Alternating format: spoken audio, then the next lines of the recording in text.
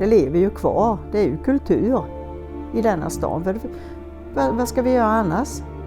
Vi kan ju inte åka in till Kalmar och gå i hattaffären där. Det går ju inte. Nej, utan då får vi gå på ishockey här.